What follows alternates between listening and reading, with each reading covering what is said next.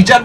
চার্জশিটটাই জমা পড়লো না, সন্দীপ আর অভিজিৎ বাবু জামিন পেয়ে গেল। ডক্টর অনিকেত মাহাতো কি বলছেন? ব্যবস্থা, রাজ্য প্রশাসন, কেন্দ্রীয় প্রশাসন, সিবিআই, সুপ্রিম কোর্ট, আমরা তো সদর্থক ভূমিকাই চেয়েছিলাম।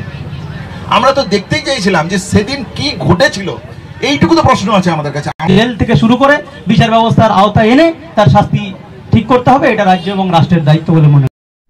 এবার শুনবো ডক্টর কিঞ্জন নন্দ কি বলছেন, শোনা যাক। উনিও একই রকম কথা বলছেন।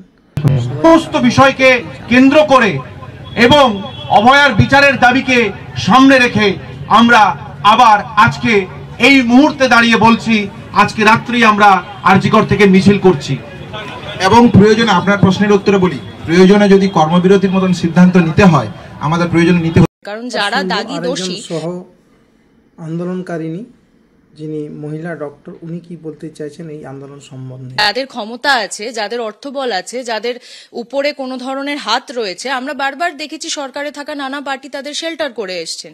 সেই বিষয়ের কোনো ধরনের উপযোগিতা না নিয়ে তারা যাতে প্রমাণকে কোথাও লোপাট না করতে পারেন, এইটা মাথায় রাখা উচিত বলে মনে করছি। এটা কোনোভাবেই মেনে নেওয়ার কথা নয় যে তারা নির্দোষ, কারণ সেইটা কোনোভাবেই কোর্টে প্রমাণ হয়নি।